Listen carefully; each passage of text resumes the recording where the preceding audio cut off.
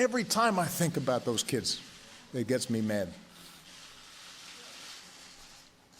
And by the way, it happens on the streets of Chicago every day.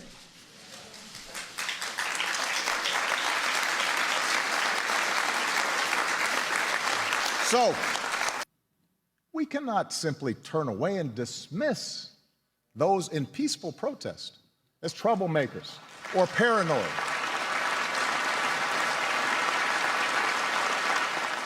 Whether you are black or white or Hispanic or Asian or Native American or of Middle Eastern descent, we have all seen this bigotry in our own lives at some point. We've heard it at times in our own homes. If we're honest, perhaps we've heard prejudice in our own heads and felt it in our own hearts. We know that. And while some suffer far more under racism's burden, some feel to a far greater extent discrimination's sting.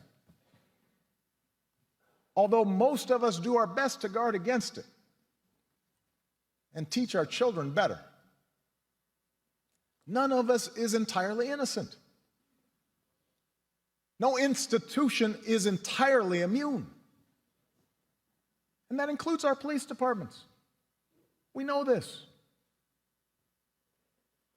And so when African Americans from all walks of life, from different communities across the country, voice a growing despair over what they perceive to be unequal treatment,